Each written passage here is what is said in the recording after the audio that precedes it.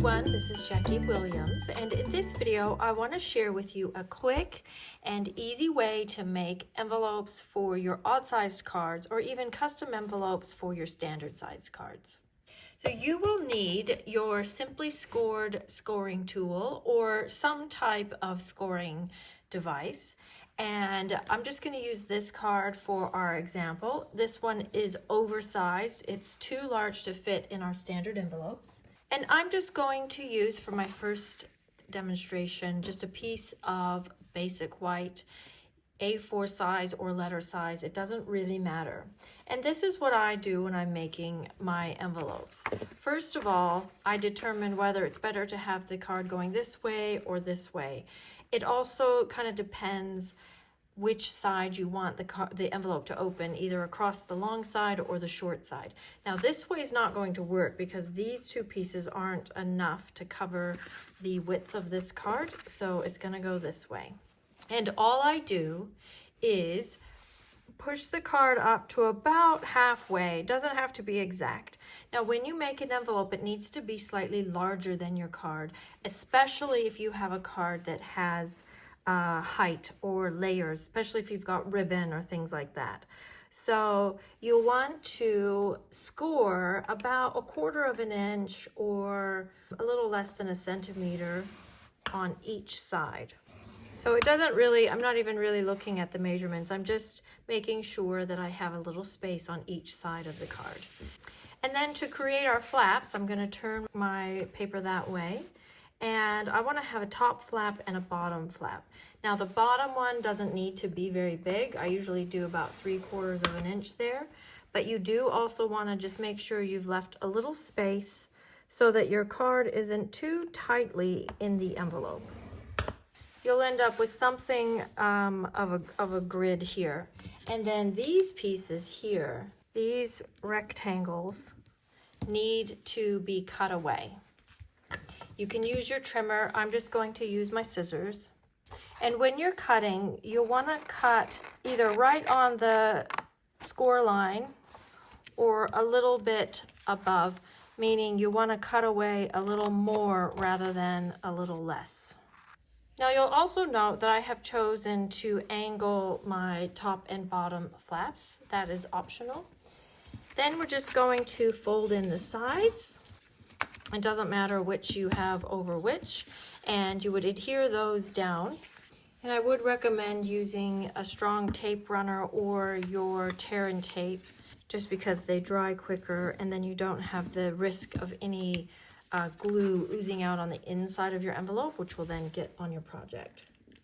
Now I like to have my bottom flap showing on the outside, but if you prefer, of course, you can tuck that in and then have no seam showing.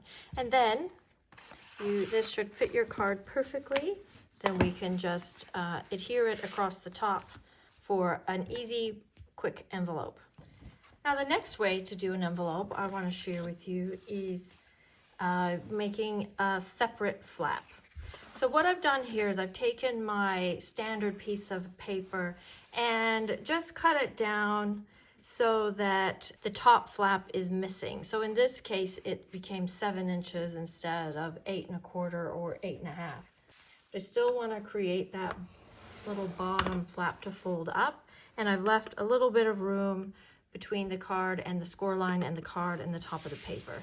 And then I just want to do the same thing, just score on either side of the paper, and then these two rectangles will need to be cut away.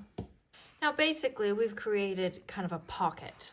Then what I would do is just measure across the top about the width of my envelope, and then cut a piece that's just a little bit smaller than that. And I often have little or quite wide strips of card left, particularly when you're doing odd shaped size cards. Like you might only get 1 or 2 out of a standard piece of cardstock, and you'll have quite a big piece left over. So this is a good way to use those leftover pieces. And then I'm just gonna score that at about 1 1/4 inches is usually about what I do, but you could, change it to whatever you like. And then this piece is going to become our top flap. Now you could also put this in before you actually assemble the envelope, but I thought for demonstrating it might make more sense to show it to you like this. And then once you know what you're doing, you can put this on before you fold it up. Then that creates the flap for our envelope. Now, you see that it comes down part way, which I think is perfectly adequate, but if you have a bigger piece of scrap, you could have it come down to halfway or even all the way if you were doing something really fancy like a wedding invitation.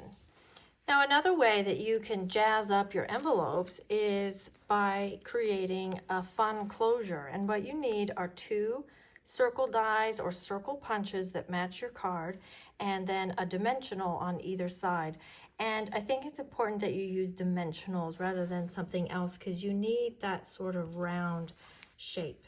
And then you're going to put 1 on the flap and 1 on the envelope.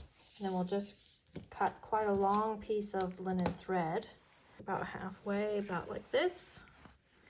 And then just figure 8 that around your circles, and it might end up something like that, and that's quite nice. And you could even emboss those or stamp them, the circles, to match your project.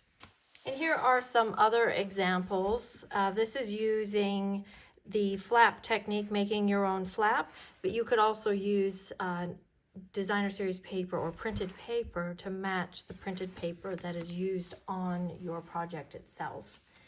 And here's just another couple examples. This is another custom shaped one just made out of cardstock, so you could have the whole envelope, the color to match your project, or you could even stamp or stamp on the other side.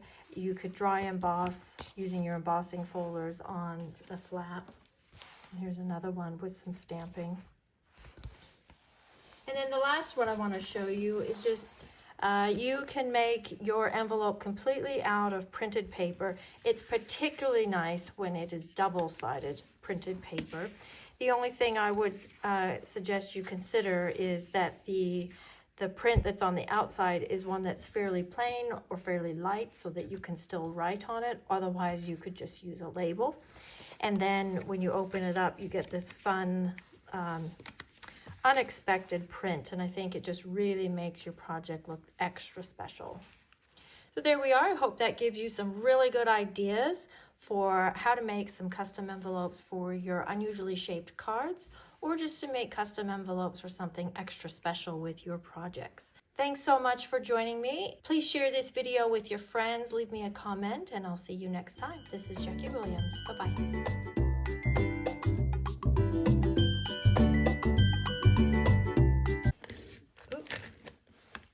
Oh dear.